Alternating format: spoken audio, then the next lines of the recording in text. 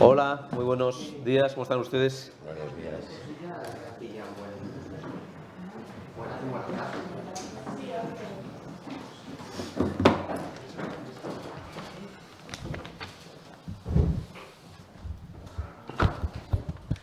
Muy buenos días. Como siempre, Ana va a repartir la documentación para que la tengan ustedes a su disposición y puedan ir siguiendo toda la documentación y el contenido del Consejo, como en ocasiones anteriores.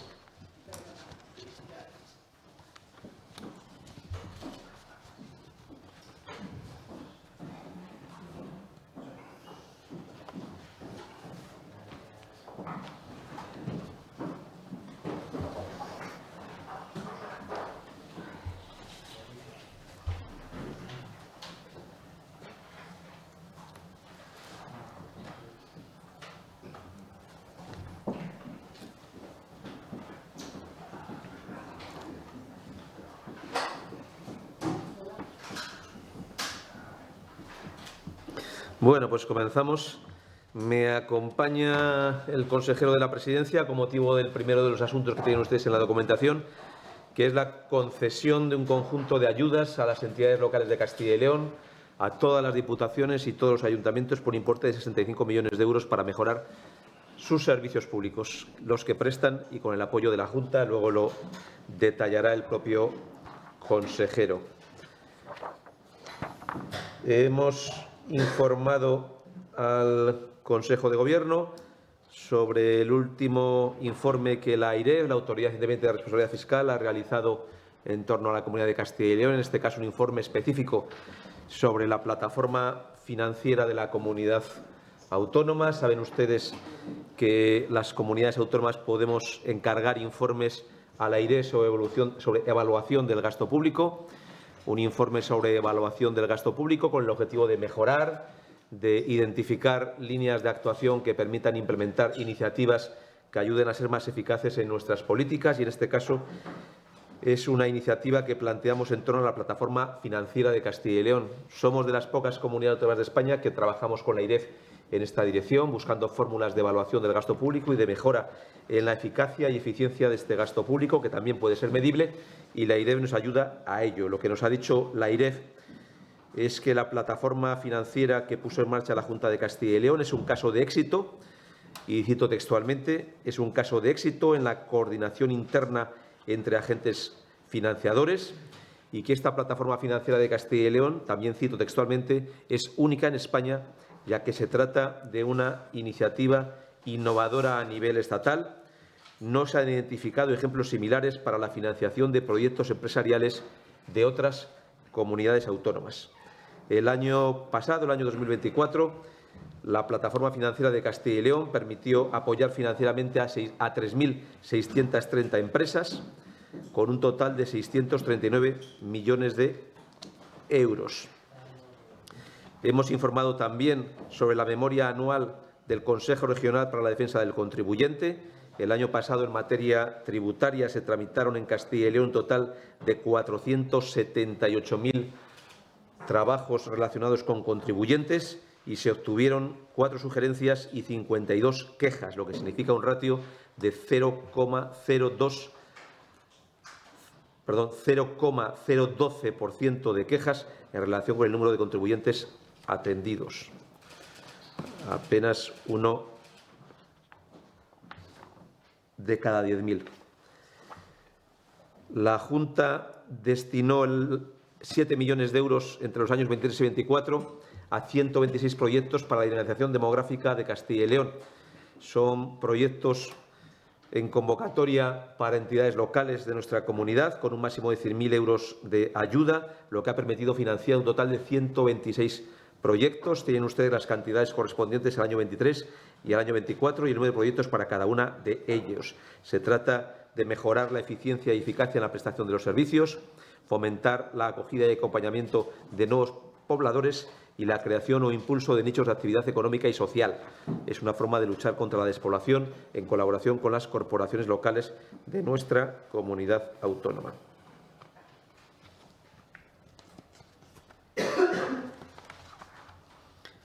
650.000 euros se destinan a 22 municipios del Parque Regional de Sierra de Gredos para colaborar en los costes y el tratamiento de los vertidos de las aguas.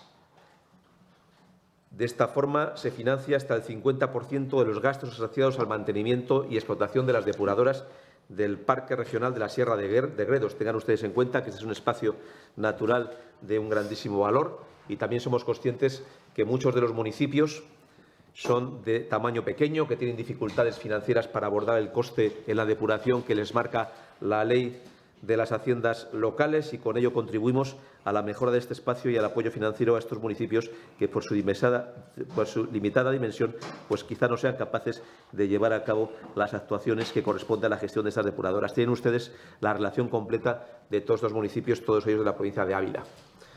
3,8 millones para modernizar el regadío de 1.136 hectáreas en el Canal de San José, en Zamora. Se financia con el Fondo Europeo Agrario de Desarrollo Regional, FEADER.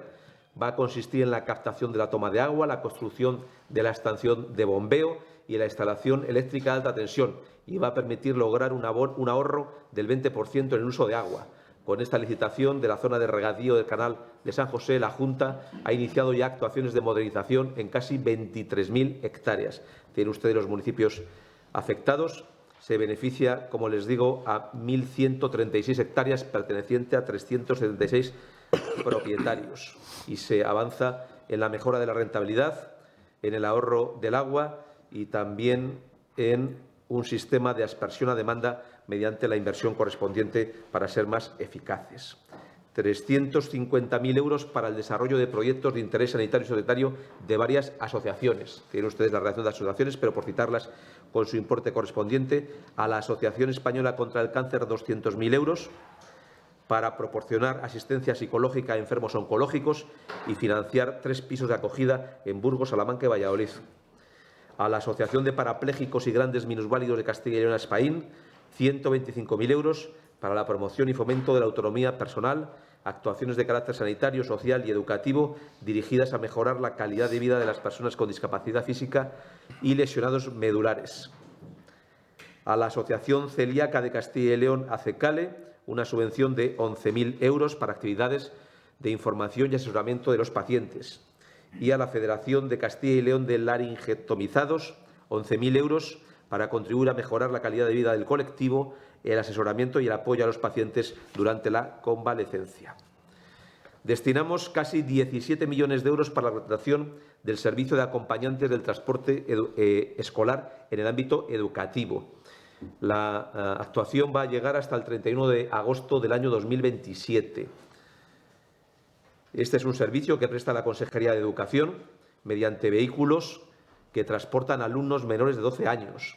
El número de acompañantes que se estima que son necesarios para prestar el servicio en las 920 rutas de transporte escolar son 1.070. Se va a prestar esta actividad los días lectivos del calendario escolar, a excepción de las rutas del transporte escolar de los colegios de educación especial, que podrán prestar servicio de transporte también en el fin de semana si el centro así lo requiere. El acompañante del transporte escolar, y estamos hablando de 1.070 acompañantes, debe ser una persona mayor de edad, distinta del conductor, que se encarga de ayudar en la subida y bajada de alumnos, especialmente aquellos que precisen déficit de movilidad, y a los más pequeños. Recoger y acompañar a los estudiantes desde y hasta el interior del recinto escolar y asegurar el cumplimiento de las normas de uso y utilización del vehículo por parte de los escolares. Estamos hablando, como les digo, de 1.070 personas que son contratadas con cargo a este servicio y, sobre todo, lo más importante, que se presta un servicio muy importante en la calidad de la atención, porque es añadido al propio conductor, mejora la seguridad en el transporte, pero también la seguridad para los alumnos, y refleja un compromiso muy especial con el mundo rural, porque la mayor parte de estas casi 1.000 rutas de transporte que tenemos en Castilla y León son rutas de transporte del mundo rural. Tenemos 4 veces más ruta de transporte que algunas de las comunidades autónomas que se acercan, ya no digo en población, sino en superficie, a Castilla y León, lo que refleja claramente el coste que nuestra comunidad tenemos en la prestación de estos servicios públicos. Hasta aquí los asuntos del orden del relación que les he señalado, y cedo la palabra al consejero de la Presidencia para la cuestión que les había anticipado. Muchas gracias. Muy buenos días a todos. El objeto de mi presencia en esta convocatoria es explicar los dos primeros puntos del orden del día que ha habido en el Consejo de Gobierno referido a las cuantías que dedica la Junta de Castilla y León en este año 2025 desde la Consejería de la Presidencia a los más de 2.248 municipios y 9 diputaciones provinciales con los que contamos. Estamos hablando, como comentaba el portavoz, de 64,8 millones de euros. Esta cuantía total surge de dos fondos distintos. Por un lado, el Fondo de Participación en los impuestos propios de la comunidad. Este primer fondo refleja el derecho propiamente subjetivo de las corporaciones locales previsto en el Estatuto de Autonomía a dicha financiación. Técnicamente, esa es la palabra correcta. Y el segundo de los fondos se le conoce como el Fondo de Cooperación Económica Local General. En este caso, es un fondo de naturaleza subvencional o de ayuda desde el Gobierno regional a las corporaciones. Sumando los dos, 64,8, luego pormenorizaré la cuantía de cada uno de ellos. Los beneficiarios en esos dos fondos son todos y cada una de las corporaciones locales y, en definitiva, con ello desarrollamos, si recuerdan ustedes, la Ley de diciembre de 2014 de medidas tributarias y de financiación con las entidades locales, que mereció el consenso del conjunto de fuerzas políticas en las Cortes de Castilla y León. Por lo tanto, dentro del plazo previsto en la ley, en el primer cuatrimestre, se hacen públicas estas cantidades que reafirman el compromiso de la Junta de Castilla y León con las corporaciones. La publicación de estos dos fondos, con la pormenorización individual de cada uno de los ayuntamientos y diputaciones, se producirá por orden de la Consejería de la Presidencia esta próxima semana en el Boletín Oficial de Castilla y León. El primero de estos fondos que les he comentado, participación en ingresos propios, una vez publicada la orden, de oficio la propia Consejería tramitará y gestionará directamente su pago sin que las corporaciones locales tengan que hacer nada. Respecto al segundo fondo, el de Cooperación Económica Local General, decir que a partir de la publicación de la orden esta próxima semana, dichas corporaciones locales dispondrán de 15 días hábiles para comunicar cuáles son los proyectos de inversión que quieren realizar con dichos importes. Asimismo, deberán tener adjudicado ese proyecto de inversión antes del 17 de octubre de este año y la ejecución material y puesta en funcionamiento de ese servicio, de esa inversión, debe estar realizado antes del 31 de diciembre del próximo año 2026. Cada uno de estos fondos, porque así lo prevé la ley, tiene una distribución objetiva.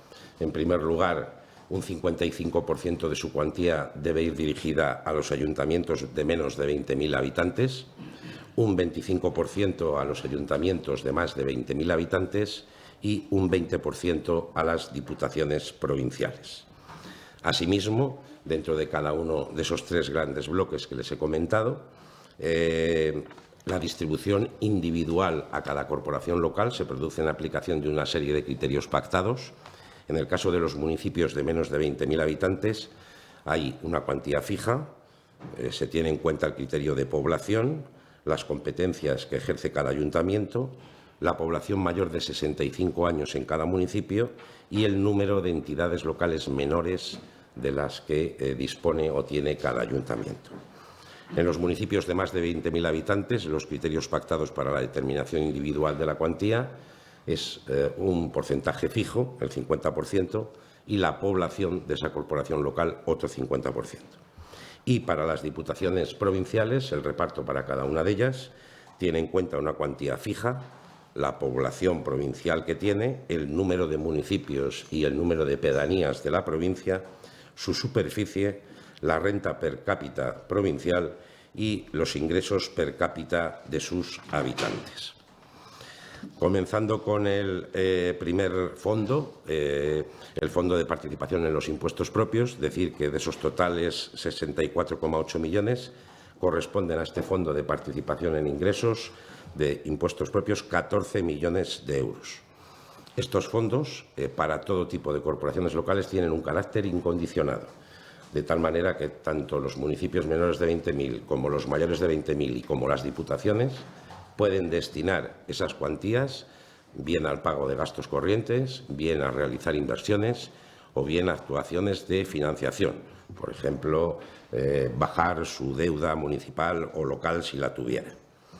El cálculo de este fondo está objetivado en la normativa, en la ley que regula esta participación en los ingresos y viene a constituirse por un 20% de lo que haya recibido la comunidad autónoma por sus impuestos propios.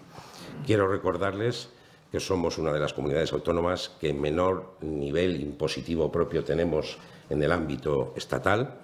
En la actualidad, el único impuesto propio autonómico que tenemos es el de afección medioambiental por producción de energía eléctrica. Había dos.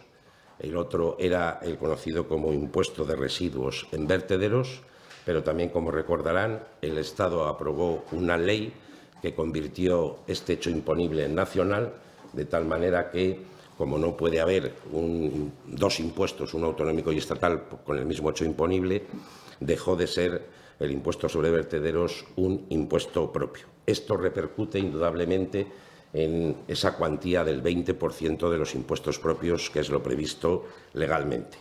Ante ello, el presidente de la Junta de Castilla y León se comprometió con las corporaciones locales, y así lo manifestamos en el último Consejo de Cooperación Local realizado, máximo órgano de colaboración con las entidades locales, a absorber esa posible pérdida por pérdida de un tributo propio, de tal manera que iba a quedar garantizado que como mínimo se cobrara en este año 2025 por impuestos propios lo mismo que en el año 2024 más un 3%.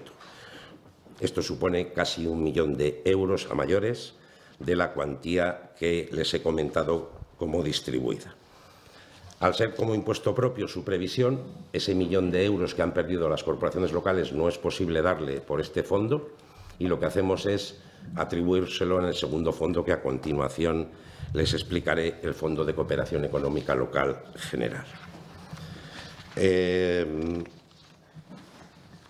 Para que tengan por tramos cómo se distribuye este fondo, los municipios menores de 20.000 van a recibir 7,7 millones de euros por asignarles una cuantía individual representativa, dado que todavía no están publicadas las cuantías municipio a municipio, que se producirá esta próxima semana.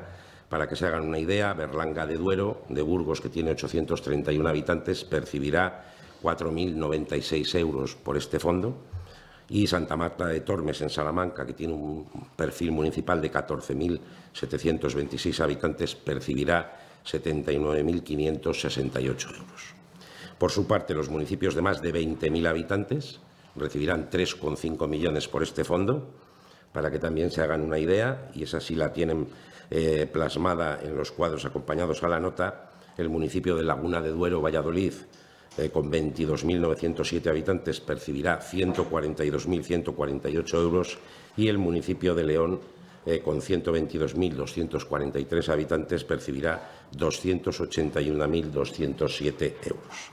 Y, por último, respecto a las diputaciones, recibirán 2,8 millones de euros por este fondo, y también tienen en los cuadros cuantías individuales. Por ejemplo, la Diputación de Ávila percibirá 284.000 euros y la Diputación de Salamanca 387.000. El segundo de los fondos de cooperación es el Fondo de Cooperación Local General, en total dotado con 50,7 millones de euros, aquí incluidos el 1 millón de euros, ese que les he comentado que se ha dejado de poder pagar en el segundo impuesto propio, que ha sido ya omitido por concurrir con el del Estado. 50,7 millones de euros. Los municipios de menos de 1.000 habitantes en este fondo van a recibir 13,2 millones de euros. Para ellos este fondo es incondicionado también, como ocurría con el Fondo de Participación en Ingresos Propios. Los municipios entre 1.000 y 20.000 habitantes van a recibir 14,6 millones de euros. tienen que dedicarlo a inversiones sostenibles, por lo tanto, que afecten al medio ambiente, a la mejora social o a la sostenibilidad. Los de más de 20.000 habitantes van a percibir 12,6 millones de euros. La mitad de estos 12,6 millones de euros deben ir para inversiones sostenibles, la otra mitad también para inversiones, pero conocidas como desafíos demográficos. En definitiva, van a permitir crear empleo y fijación de población en el mundo local. Y, por último, las diputaciones provinciales van a percibir 10,1 millones de euros. También la mitad deben dirigirlo a inversiones sostenibles y la otra mitad a desafíos demográficos. Como las cifras siempre aparecen elevadas y poco personalizadas a nivel del vivir ciudadano cotidiano, significarles el tipo de inversiones que principalmente nos han solicitado las corporaciones locales durante el año 2024. En municipios, el 22% de los proyectos de inversión que se presentaron tuvieron por objeto el arreglo de calles, de plazas y de vías públicas. El 16% se dedicó al arreglo de sedes municipales, establecimientos multiusos o socioculturales. El 12% se destinaron a parques y jardines. El alumbrado público constituyó un 6% de los proyectos presentados. El abastecimiento de agua dentro de la ciudadanía, dentro del núcleo local, un 5%, o el alcantarillado, un 4%. También es relevante respecto a las inversiones que nos han propuesto las diputaciones que gran parte de los fondos que recibe lo dirigen a la inversión en carreteras provinciales y llegan a constituir un 8% del total de los proyectos presentados para inversiones. Esta sería básicamente un poco la explicación de estos 64,8 millones de euros que, porque así lo contempla la ley que regula esta participación, primero debe ser informada a la Junta de Castilla y León antes de publicarse la semana que viene las dos órdenes correspondientes con las cuantías individuales por parte de la Consejería de la Presidencia. Pues muchas gracias, consejero. Una última cuestión antes ya de cederles a ustedes la oportunidad de hacer preguntas.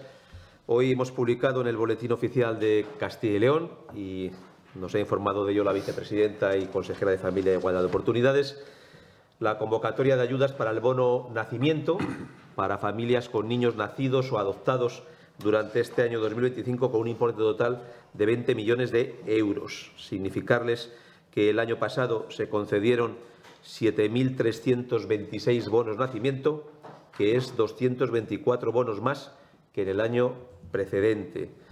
Actualmente, para la tarjeta familia están ya adscritos 1.560 establecimientos. Y el importe del que estamos hablando, en el caso de los solicitantes con un nivel de renta de hasta 40.000 euros, pueden recibir 1.500 euros por el primer hijo, 2.000 euros por el segundo hijo y 2.500 euros si se trata del tercer hijo.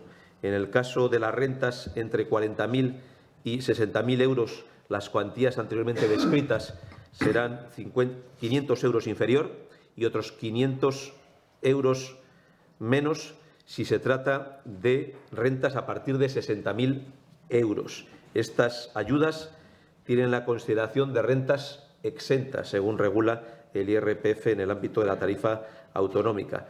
En el caso de que el nacido o adoptado tenga el reconocimiento de discapacidad igual o superior al 33%, la cuantía que pueda corresponder se duplica. Y esto es lo que les queríamos informar en esta primera ronda y estamos ya, tanto el consejero como yo mismo, a su disposición para cualquier asunto que deseen formular. Sí, sobre la información que nos han ofrecido en torno a la plataforma financiera y el informe de la AIREF, ese mismo informe también indicaba que había margen de mejora en algunos temas de coordinación, como el seguimiento, el control, la evaluación de esos proyectos financiados. No sé si, en base a este informe, tienen previsto reforzar esos controles o mejorar algo dentro de la plataforma. Pues ese era el objetivo, precisamente, del informe que encargamos a la AIREF. Según nos comentó la AIREF, no somos muchos las comunidades autónomas que les encargamos de motu propio iniciativas para mejorar la eficiencia en la Administración, y la Junta de Castilla y León es una de ellas. Y encargamos en su momento 4 informes a la AIREF que iba desde el tema de las universidades, la política en materia industrial, la publicidad institucional o el tema de la plataforma financiera.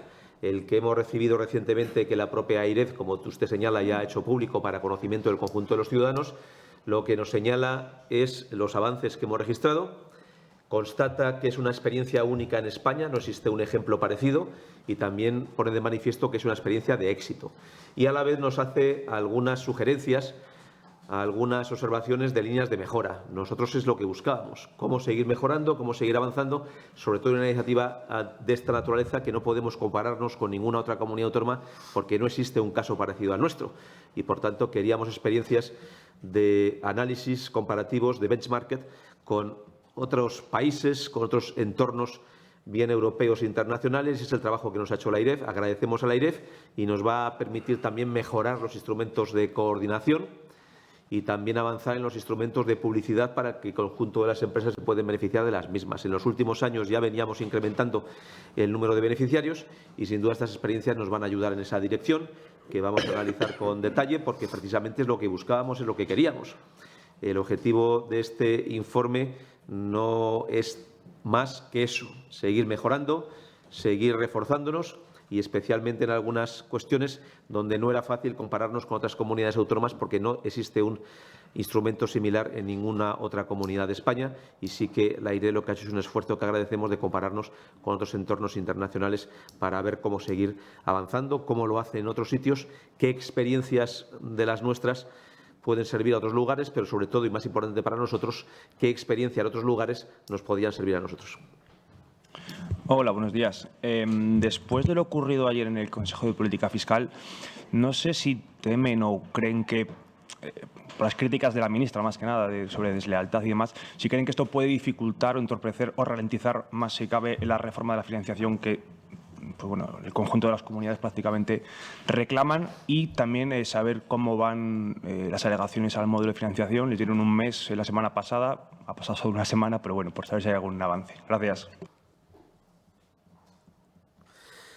Bueno, es difícil entorpecerlo más de lo que está por parte del Gobierno porque, como hemos dicho en alguna ocasión, el sistema de financiación de las comunidades autónomas terminó su vigencia en el año 2014.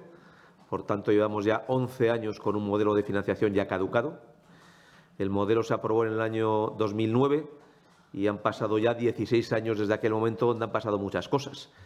Y tiempo ha habido para hacer actividades. La última noticia que se tuvo a efectos de documentación concreta fue en diciembre del año 21, donde se nos informó un primer análisis, nos dieron un mes de respuesta. En ese mes nosotros formalizamos nuestras observaciones y, naturalmente, 3 años después se nos dice que si queremos actualizarlas, en este periodo de un mes, naturalmente que aprovecharemos para actualizarlas, no para hacer unas radicalmente distintas, pero sí datos y documentación que en estos 3 años hubiéramos dispuestos y que refuercen nuestros argumentos, pues los vamos a aportar.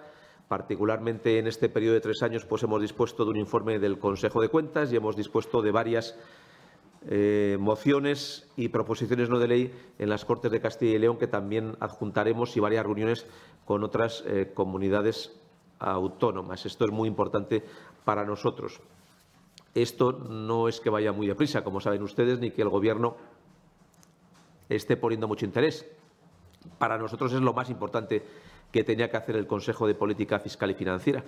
De hecho, y ustedes lo recordarán porque creo que aquí lo hemos comentado, en el mes de julio del año pasado, que se celebró la anterior reunión del Consejo de Política Fiscal y Financiera, el Gobierno no quiso incluir la financiación autonómica como punto del orden del día y se incluyó porque una mayoría de comunidades autónomas que teníamos capacidad suficiente para incluir este punto lo solicitamos y finalmente se incluyó. Pero poca o nada de información se nos dio entonces. La vez siguiente que tuvimos la ocasión de insistir en que este asunto se hablara fue en la conferencia de presidentes que tuvo lugar en el mes de diciembre del año pasado en Santander. Inicialmente, la única materia que se iba a incluir en esa conferencia de presidentes fue la vivienda y gracias a la exigencia de un número suficiente de comunidades autónomas, según marca el reglamento de la Conferencia de Presidentes, se pudieron incluir 3 puntos más para poder hablar de financiación autonómica, para poder hablar de personal sanitario, para poder hablar de inmigración. En el caso de la financiación autonómica, que es lo que usted pregunta, lo que se nos dijo por parte del presidente del Gobierno, que quizá ese no sea el foro adecuado y que en el plazo de un mes se nos convocaría al Consejo de Política Fiscal y Financiera para hablar de financiación autonómica. Y luego nuestra sorpresa ha sido que en la reunión del Consejo de Política Fiscal y Financiera, en la que se iba a hablar de la financiación autonómica, tampoco se habla de lo que interesa a las comunidades autónomas y sí se habla de lo que interesa a los partidos separatistas, que es la mal llamada condonación de la deuda. Y, por tanto, lo que estamos viendo es el nulo interés del Gobierno de tratar este tema con todas las comunidades autónomas y sí de dar satisfacción a los compromisos y a los pagos de los precios políticos con los partidos separatistas para que Pedro Sánchez siga en la Moncloa. No quiero decir con ello que no se esté hablando por parte del Gobierno sobre financiación autonómica. Lo que no se está haciendo es hablando con las comunidades autónomas y con el Consejo de Política Fiscal y Financiera, porque, al parecer, por las noticias de los medios de comunicación, sí parece que el Gobierno está teniendo reuniones, acuerdos y contactos con los partidos separatistas sobre un modelo de financiación autonómica que, en lo que hemos conocido por lo que es público, consiste en que una comunidad autónoma dejaría de estar incluida dentro del régimen general de financiación de las comunidades autónomas para tener un modelo propio de financiación y para tener una agencia tributaria propia y específica de financiación autonómica, y esto se está negociando, ese modelo, sin conocimiento del resto de comunidades autónomas, sin conocimiento de los medios de comunicación. Y igual que hemos visto en este caso, que nos hemos encontrado con la sorpresa de que lo que se somete a aprobación de las comunidades autónomas es un acuerdo del Gobierno con un partido separatista, no nos gustaría que en financiación autonómica nos encontráramos con lo mismo, que cualquier día veamos que el Gobierno de España alcanza un acuerdo de financiación autonómica con un partido separatista y nos lo quiere imponer al resto de comunidades autónomas. Por lo tanto, antes insistimos en que es bueno que el Gobierno nos cuente, se reúna con nosotros. Ayer decidió no contar nada, ayer decidió que este tema tampoco iba en el orden del día y ayer decidió que este no es el asunto que hay que hablar en el Consejo de Política Fiscal y Financiera, porque no hay que hablar de lo que interesa a las comunidades autónomas, sino de lo que interesa a los partidos separatistas que sostienen a Pedro Sánchez como presidente del Gobierno de España. Sí, sobre este asunto se le preguntaba a la ministra portavoz esta mañana. Decía que los consejeros del Partido Popular se habían levantado porque no querían votar en contra de la quita de la deuda y que si esta ley, cuando se apruebe, sí querrán esa quita. No sé qué opinión le merece. Nosotros estamos radicalmente en contra de lo que se nos ha planteado por Oriol Junqueras esta misma semana como acuerdo a someter al Consejo de Política Fiscal y Financiera. Porque ¿qué mensaje es el mensaje que se quiere lanzar por parte de la Junta de Castilla y León o del Gobierno de España o de cualquier institución al conjunto de los ciudadanos, por ejemplo, los ciudadanos de Castilla y León? ¿Qué queremos decir? ¿Que las deudas no hay que pagarlas? ¿Queremos decir que, después de ser responsables la Junta de Castilla y León en la gestión de la deuda, teniendo menos deuda que los demás y menos impuestos con los demás, ahora tenemos que ser castigados pagando las deudas de otros que nosotros no hemos generado? ¿Tenemos que lanzar el mensaje de que es bueno que nos perjudiquen por haber hecho una gestión responsable, por tener menos deuda y menos impuestos? ¿Es bueno que se nos perjudique por haber sido eficientes en la gestión del gasto público y gastar en la mejor educación de España y en el mejor sistema de dependencia de España y no hacerlo en embajadas en el exterior o en urnas para un referéndum ilegal? Teníamos que lanzar el mensaje de que los ciudadanos de Castilla y León tienen que pagar la deuda que tienen ahora, más 523 euros más cada ciudadano de la deuda que no han contribuido a generar los ciudadanos de Castilla y León, pero sí se ha contribuido a generar por otras comunidades autónomas. Nuestra posición es clara. Nosotros vamos a defender los intereses de Castilla y León. Nosotros no le debemos nada a Oriol Junqueras. Nosotros le debemos todo a las personas de Castilla y León. Es a quienes nos debemos y a quienes vamos a defender. Y les vamos a defender porque no nos gustaría que un ciudadano de Castilla y León, además de pagar las deudas de Castilla y León, tenga que pagar las deudas del resto de comunidades autónomas por un importe añadido de 523 euros por cada ciudadano, deudas que no hemos contribuido a generar. Antes hablábamos de la AIREF, el informe de la AIREF, cómo ser más eficientes, y oíamos también a la ministra decir que no hay forma de medir la eficacia y la eficiencia y, por tanto, hay que dar este dinero al que se ha endeudado independientemente de lo que se haya endeudado. Pero es que nosotros hemos demostrado que, teniendo menos deuda que los demás, tenemos la mejor sanidad de España, la mejor educación de España, el mejor sistema de dependencia de toda España. Y hay comunidades autónomas que, teniendo mucha más deuda que nosotros, se lo han gastado en otras cosas. Y ahora quieren que nosotros paguemos nuestra deuda y paguemos también el referéndum ilegal o paguemos también las embajadas en el exterior de otras comunidades autónomas que nosotros no hemos contribuido a generar. Ese es un mensaje que no podemos dar y, por tanto, es un no rotundo a lo que ayer se nos planteaba, primero por razones de dignidad y por razón de defender a los intereses de Castilla y León y de los ciudadanos de Castilla y León, que es a quienes nos defendemos, y segundo por el interés de nuestra comunidad, que no tenemos por qué pagar, además de nuestras deudas, las deudas que han generado otros. Sí, hola, ¿qué tal? Buenos días. No sé si en algún momento se plantearon, en vez de levantarse de la mesa, no acudir directamente a esa reunión del Consejo de Política Fiscal y Financiera y saber también qué hubiera ocurrido si las comunidades del Partido Popular no hubieran asistido, si se hubiera podido aprobar esa condonación de la deuda. Y por recuperar la pregunta también de mi compañero, llegado al punto, si se aprueba esa ley orgánica que va a hacer Castilla y León.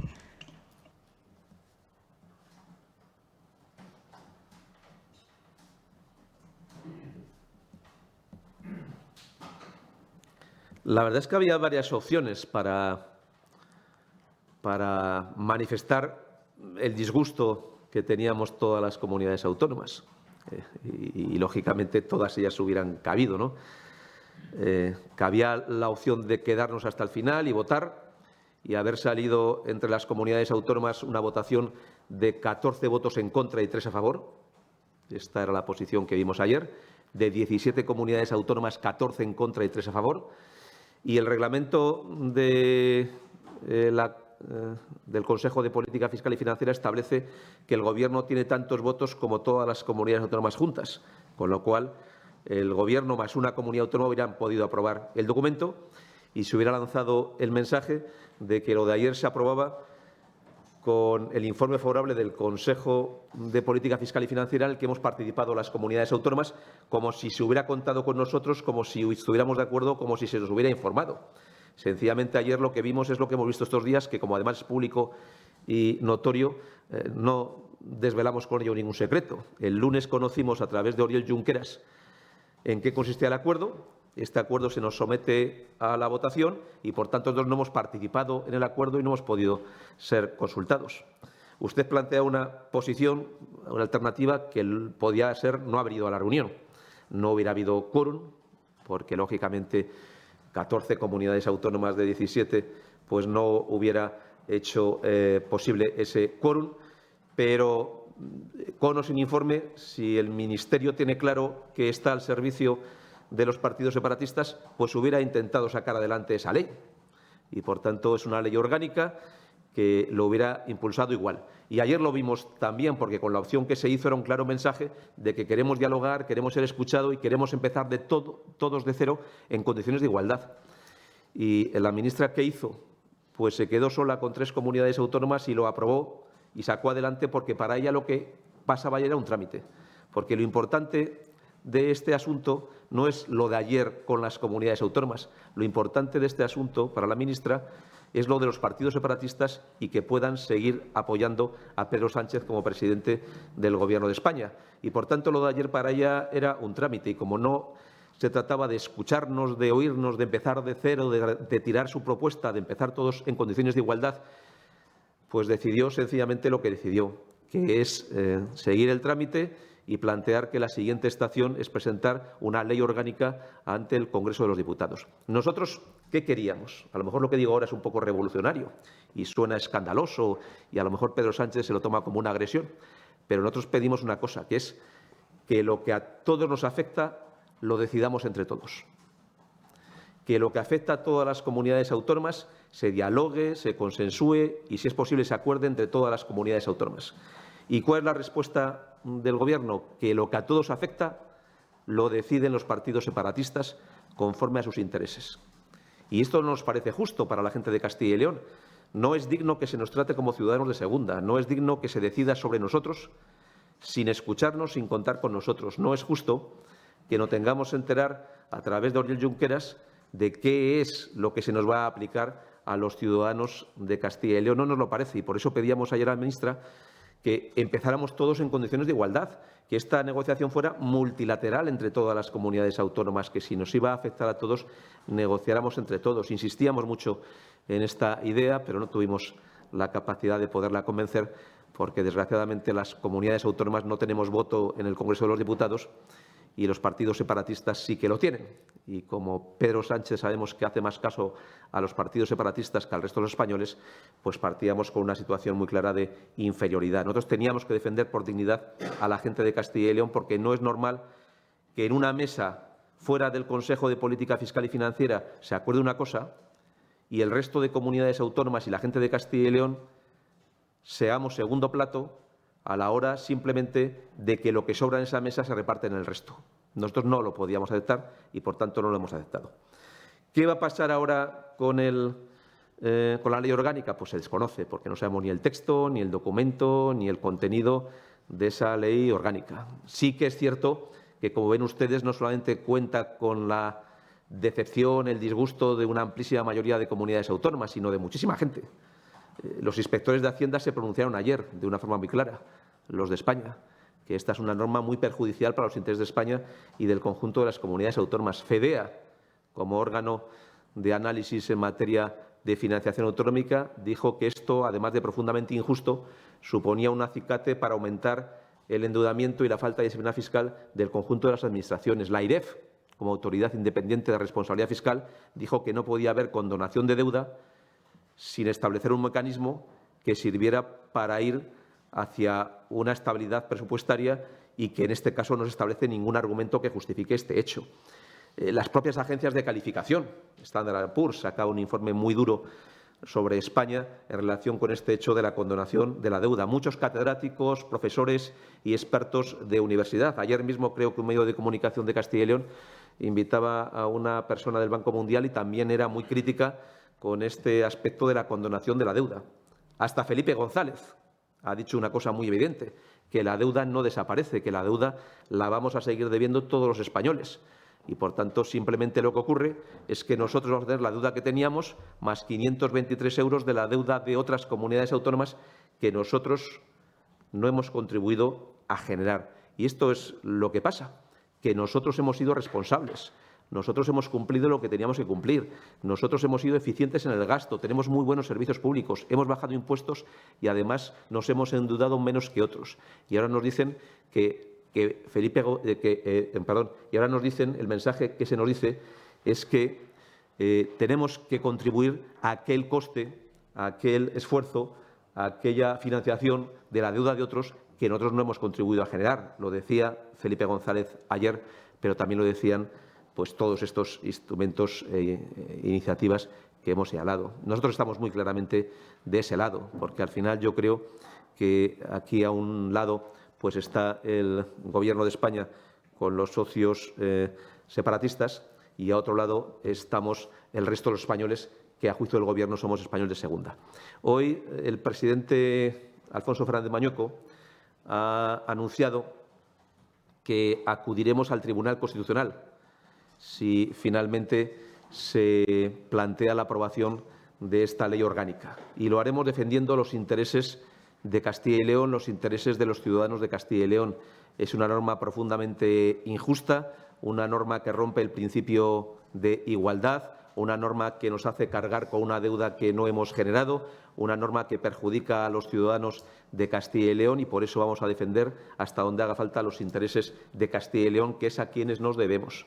Aquí nos debemos a la gente de Castilla y León. Nosotros no le debemos nada a Oriol Junqueras. Si alguien le debe algo a Oriol Junqueras, entiendo que plantee pagarle un acuerdo con 83.000 millones de euros. Nosotros nos debemos a la gente de Castilla y León y vamos a defender con todas nuestras fuerzas sus intereses. Consejero, pero con todos estos argumentos en contra y teniendo la posibilidad ayer de haber votado no, la pregunta era de los compañeros por qué ayer no votaron no a esa medida. Y aprovechando que nos actualiza con el anuncio del presidente del recurso ante el Constitucional, claro, llegados al punto de la aprobación, este anuncio del recurso ante el Constitucional asegura que que al menos los representantes del Partido Popular o en general, como llamamiento de la Junta de Castilla y León, los parlamentarios de Castilla y León deberían de votar no a esa aprobación de la ley, porque sin la aprobación de la ley no hay posibilidad de recurso, entiendo. Si este anuncio de recurso es un anticipo del no que dará el Partido Popular a esta norma. Gracias. No, la pregunta de su compañera, perdón. Sí, no, pero la pregunta de su compañera no es por qué no votamos no. La pregunta era por qué fuimos a la reunión, que era algo distinto. O sea que es... Sí, pues tómese claramente como un no, alto y claro, de la Junta de Castilla y León, que es a quien nos corresponde. El órgano de ayer era el Consejo de Política Fiscal y Financiera y, por tanto, nosotros hablamos en nombre de la Comunidad de Castilla y León. Yo creo que la ministra, el esfuerzo que hace es equivocar todo esto y decir que esto es una cuestión ahora de un partido político que va a pasar en el Congreso. En el Congreso darán explicaciones los partidos políticos. Ayer era el momento en que se escuchara a los territorios, a las comunidades autónomas. Y yo hablo en nombre de los intereses de Castilla y León y de los ciudadanos de Castilla y León. Y tengo que decir que esto nos perjudica claramente. Esto perjudica a la gente de Castilla y León porque cada ciudadano de Castilla y León vamos a tener que pagar todas nuestras deudas, más 523 euros cada uno de las deudas de otros. Y por eso nuestra posición es claramente contraria a lo que ayer se nos propuso. Usted dice ¿qué va a hacer otros partidos políticos? Pues dejemos que haya un ámbito parlamentario, porque nosotros distinguimos claramente entre lo que son las comunidades autónomas y lo que son los partidos políticos. Y ámbitos de negociación para todos ellos. Y creo que tenemos derecho a hablar en nombre de las comunidades autónomas. Si ayer 14 comunidades autónomas dijeron que no y se opusieron y lo hicieron con un gesto muy llamativo que no había ocurrido antes, es porque las comunidades autónomas estamos realmente cansadas de ver que al final lo que nos afecta a cada uno de nuestros territorios y de sus ciudadanos se decide fuera de los órganos multilaterales entre las comunidades autónomas y se pactan cuestiones que nos afectan a todos solo con partidos separatistas y en algunos casos hasta fuera de España. En algunos casos hasta fuera de España. Y esto no es una cuestión de partidos políticos. Esta es una cuestión de muchísima gente, porque los inspectores de Hacienda no están en ningún partido político y son muy claros. FEDEA no están en ningún partido político y son muy claros. La AIREF no es un partido político y es muy claro. Las agencias internacionales de calificación financiera no son ningún partido político y son muy claros.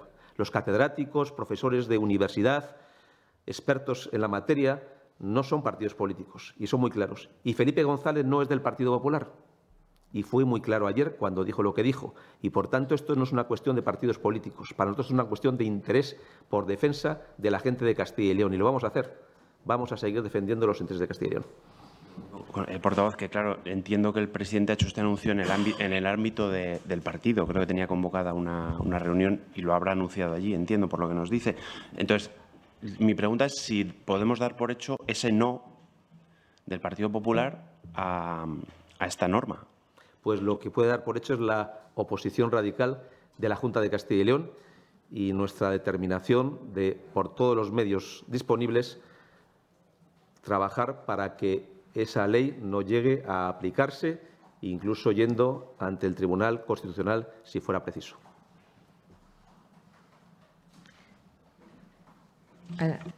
Yo sobre otro asunto, sí.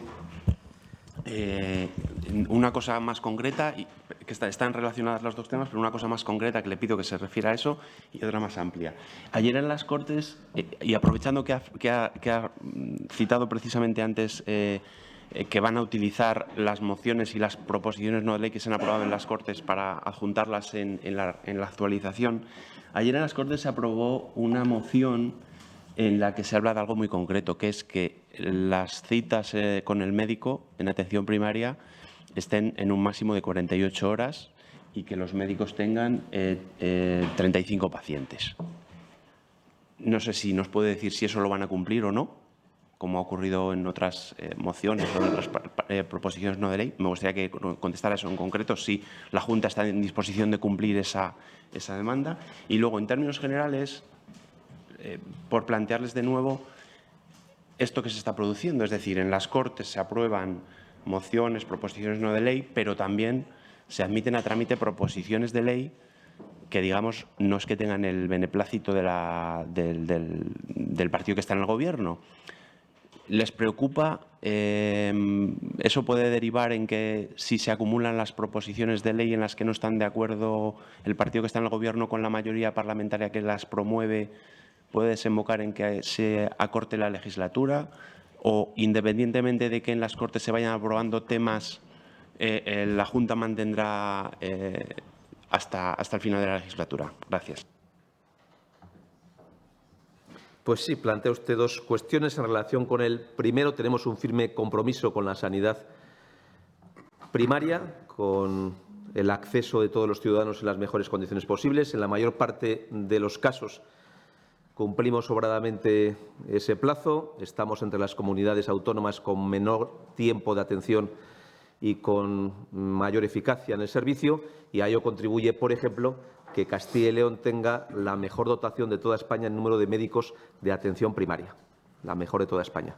Que eso, cuando tenemos una sanidad tan amplia, tan dispersa, con más de 200 centros de salud, con muchos puntos de atención continuada, con casi 3.700 consultorios locales, que en alguno de esos 3.700 consultorios locales, en un momento dado, durante unas vacaciones, durante alguna baja por enfermedad, durante alguna singularidad podamos tener alguna incidencia, pues puede ser, son 3.700.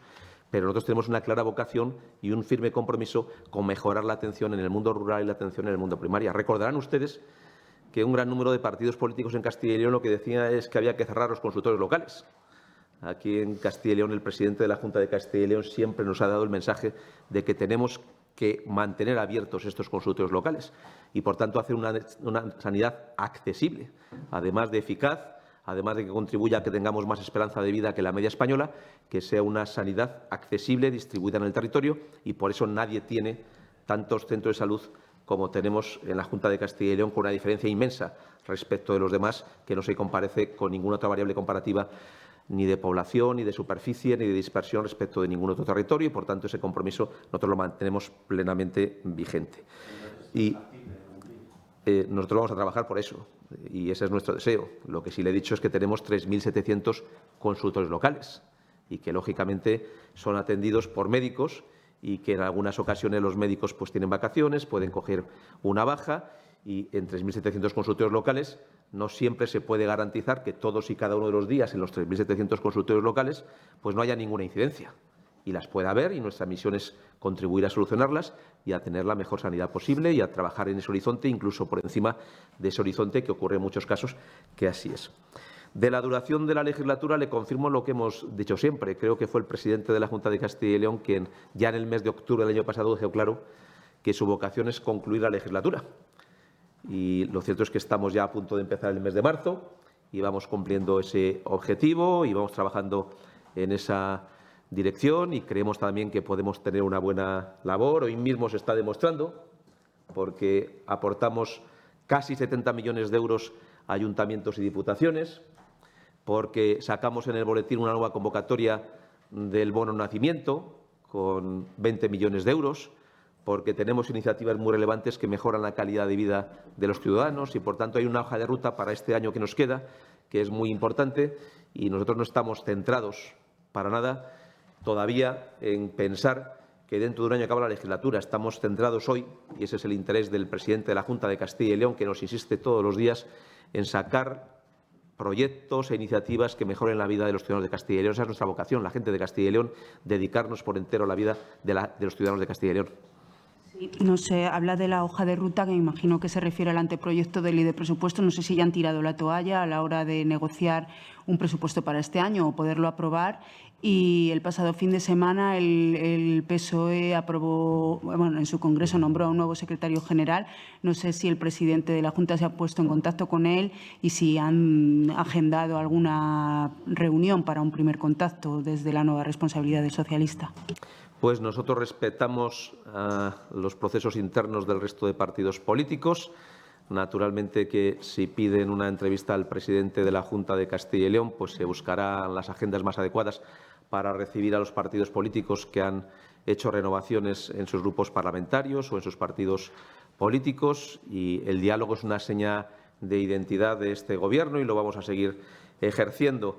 Nosotros trabajamos todos los días. Naturalmente, si se da la oportunidad de alcanzar apoyos en torno a cualquier iniciativa, cualquier propuesta, cualquier ley, pues las vamos a aprovechar.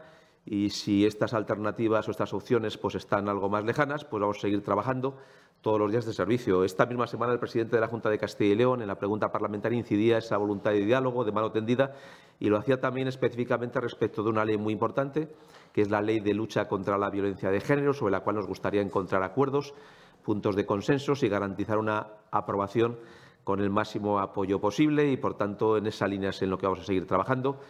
Y si surgen más oportunidades de acuerdo, pues los vamos a aprovechar, pero siempre vamos a seguir trabajando y no pararnos, porque en algunos sitios puede haber acuerdos y otros sean más lejanos. Sí, le preguntaba si el presidente de la Junta se ha puesto en contacto con Carlos Martínez para darle la enhorabuena y, ya que Carlos Martínez en numerosas ocasiones ha avanzado su voluntad de negociar, si pretenden avanzar en este presupuesto o simplemente prefieren avanzar en otras normas. Pues no conozco todas las conversaciones telefónicas del presidente de la Junta, con lo cual en esta cuestión no le puedo informar. Sí sé de su voluntad de diálogo, de mano tendida y, por tanto, si recibe una solicitud de entrevista, él u otros grupos que hayan hecho procesos de renovación, pues lo van a tener. Y si tenemos apoyos para iniciativas y normas concretas, por supuesto que nosotros estamos siempre dispuestos a agradecer esos apoyos y a utilizarlos al servicio de los ciudadanos. Sí, hablando de la hoja de ruta para este año, para lo que queda de año, cuando nos presentaron el proyecto de ley contra la violencia de género, dieron a entender que de aprobarse se aprobaría a final de este año y que, por así decirlo, no había ya como mucho tiempo para tramitar leyes. Relacionado con esto, que nos han hablado en alguna ocasión, ¿la ley anunciada de violencia intrafamiliar va a tener hueco en esta legislatura o dado que está ya sin tramitación, no llegará a tiempo? Pues seguimos avanzando en su redacción y por plazos y trámites les iremos informando. La otra ley está en el Parlamento y ya no depende de nosotros si hay solicitudes de ampliación de plazos o los trámites. Creo que algún grupo político pidió una ampliación de plazo recientemente que se concedió. Para esa ley sí. Y, por tanto, ya depende de la mesa de la Cámara y de los grupos políticos si piden ampliaciones de plazos, si van avanzando en su tramitación. A nosotros nos gustaría que la ley de violencia de género, la ley contra la violencia de género, pues aprobar esta legislatura. Yo creo que lo vamos a poder conseguir, pero ya no depende de nosotros porque está en el ámbito parlamentario. ¿Pero la otra norma se va a presentar el proyecto de ley? Estamos trabajando en esa dirección y les iremos informando de los pasos y de los informes que vayamos recibiendo. Sí, en el sector primario, ayer conocíamos la encuesta de explotaciones agrícolas que sacaba el INE. Hablaba de que el 35% de las explotaciones tienen al frente a personas mayores de 65 años y que la mayoría están masculinizadas, tienen más de un 70% que están dirigidas por hombres. Yo no sé qué líneas en este sentido, si es verdad que son datos de 2023, ustedes pusieron en marcha las ayudas a las sucesiones, no en primer grado en este caso, pero sí las pusieron en marcha hace 2 años, no sé si han surtido algún efecto o tienen algún dato, y también alguno de los proyectos que pusieron en marcha en anteriores legislaturas, como ese banco de tierras que en muchas ocasiones las propias organizaciones agrarias han dicho que no han llegado a ver la luz, si de alguna manera lo tienen pensado desarrollar o no. Gracias. Sí. Tenemos unas líneas de ayuda de apoyo a los jóvenes agricultores para incorporarse a la actividad agrícola y ganadera, con inversiones muy importantes en infraestructuras y en apoyo de toda naturaleza. Somos muy conscientes también de la realidad de este problema y tenemos que caminar hacia explotaciones más eficientes, más rentables, quizá también más grandes, incorporando a más jóvenes, garantizando la sucesión. Y en el ámbito tributario, en el anteproyecto de presupuestos para el año 2025, incluíamos, por ejemplo, en el caso de las explotaciones agrarias, la práctica eliminación al 99% del impuesto de sucesiones en el caso y donaciones en el caso de el resto de los rangos familiares o incluso fuera de la familia. Decíamos la posibilidad de que este impuesto no se pagara cuando la persona que recibía la donación era una persona que estuviera trabajando en esa explotación, aun cuando ni siquiera fuera familiar del titular de la misma, favoreciendo esa transmisión.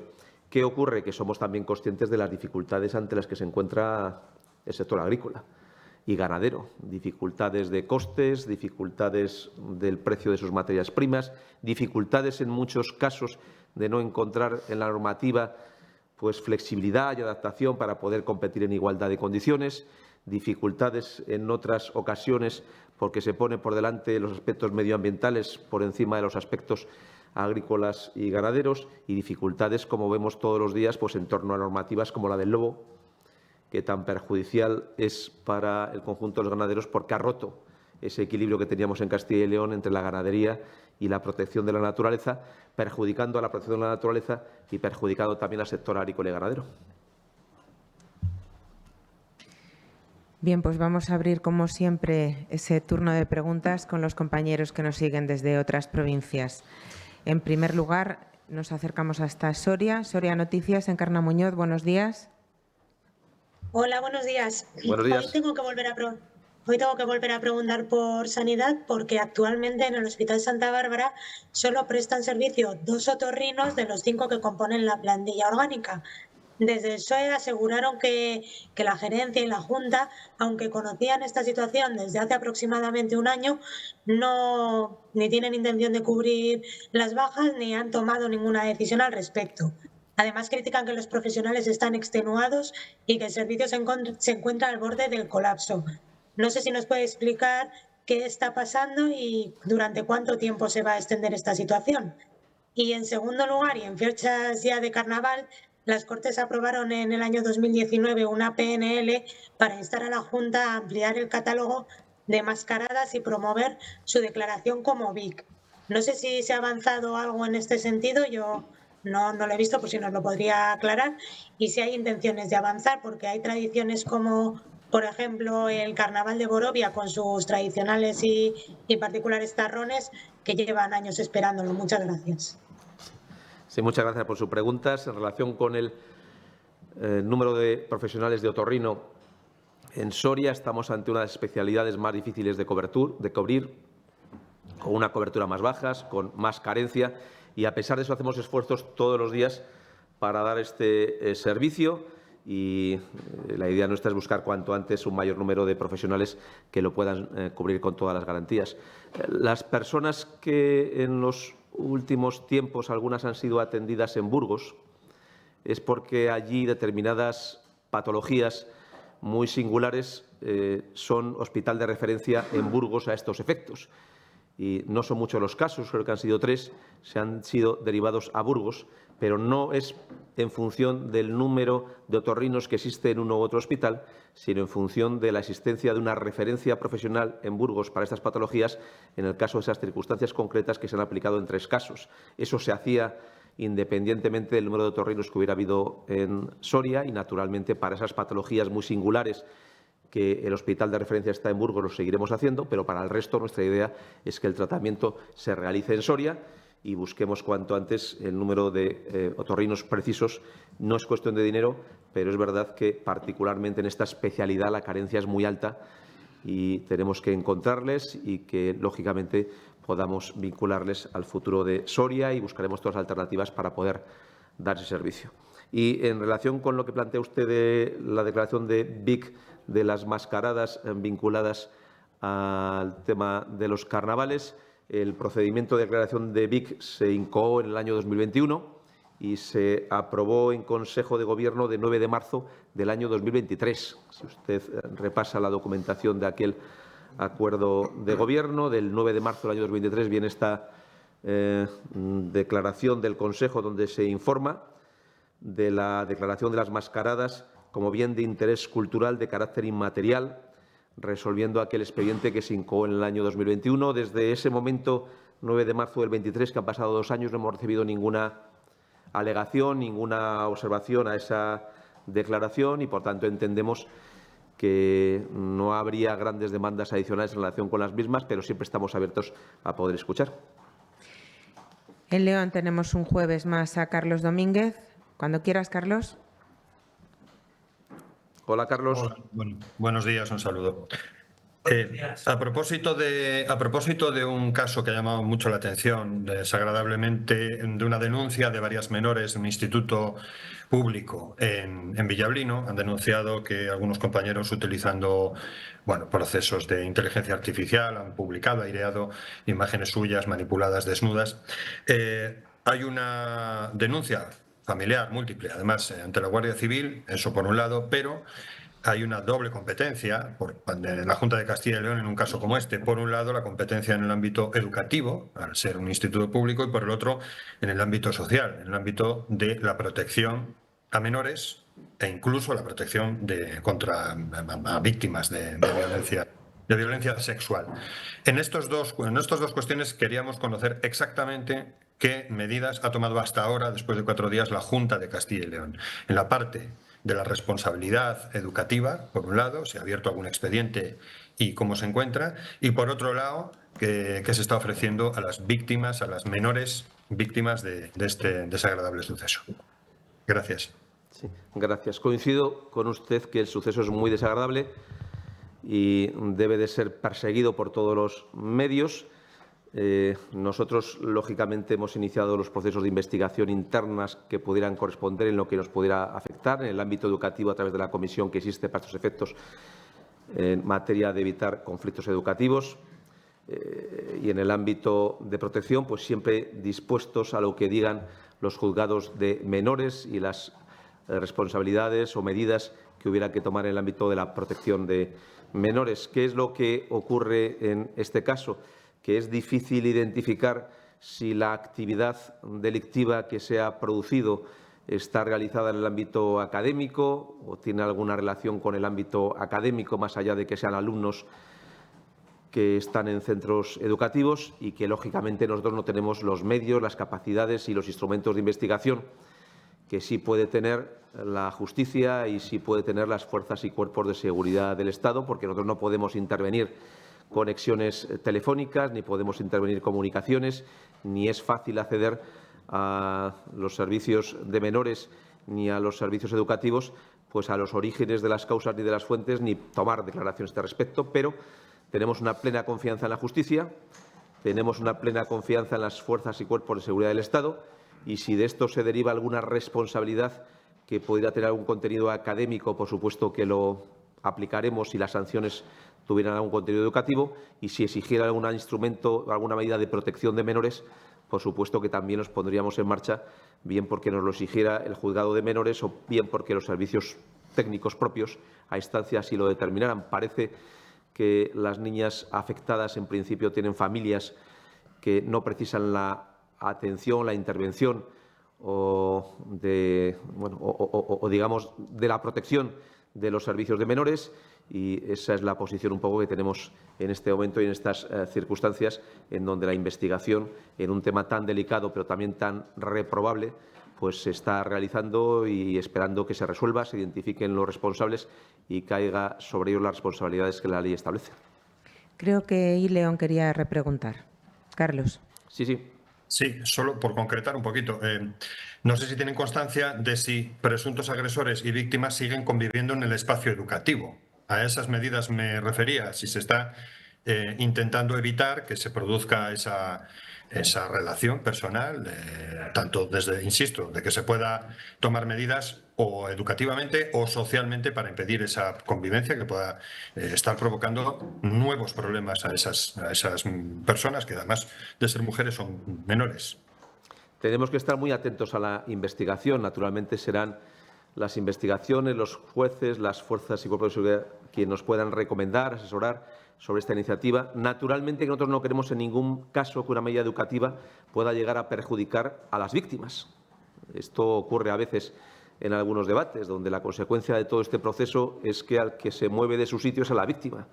No queremos que esto se produzca en ningún caso y, por tanto, esto es muy importante tenerlo en cuenta, pero tampoco sin pruebas podemos nosotros castigar a ningún culpable si la justicia y las fuerzas y cuerpos de seguridad del Estado están ahora investigando quiénes son los supuestos culpables. Y les insisto en este hecho, en que nosotros no tenemos fácil acceso ni capacidad de intervención en comunicaciones, ni es nuestra especialidad, digamos, el poder conocer quién de todas las personas que han podido compartir en redes estas fotografías, pues cuál es su grado de culpabilidad y sobre cuál de ellos pues puede recaer algún tipo de sanción que en ningún caso debiera perjudicar a las víctimas, que como víctimas no tienen que ser perjudicadas en un momento por estas circunstancias, tampoco en el ámbito académico o educativo. ¿Alguna pregunta más? F. Por detallar esto un poco más, de lo que entiendo que hablan es de hay un sitio intermedio que son las medidas cautelares. Si para prevenir que esos dos grupos, supuestos agresores y supuestas víctimas, están en un mismo espacio, yo no sé si se plantean como medida cautelar de alguna manera y con lo que tienen sobre la mesa, sin entrar a juzgar más allá, pero por prevenir que se pueda extender en el tiempo y dado que las investigaciones a veces son largas, se pueda prevenir esa situación de chicos que están en un mismo aula y que tienen esa situación desagradable. Por eso tenemos que estar muy en contacto con las fuerzas y cuerpos de seguridad del Estado para que ellos nos asesoren. Si esa decisión, que es una alternativa que no descartamos, pues puede ser útil o puede complicar la investigación o puede dificultar algún detalle o puede poner en riesgo también a las víctimas, porque el hecho de que se tome una decisión de las características puede ser una sensación de seguridad en el aula, pero la vida existe fuera del aula. Y si las fuerzas y cuerpos de seguridad del Estado no son capaces de decir que esta medida es útil para la seguridad, pues tenemos que ser prudentes y escucharles y entender cuál es la mejor decisión a este respecto. ¿Ya estamos? Pues gracias a todos. Gracias. Gracias.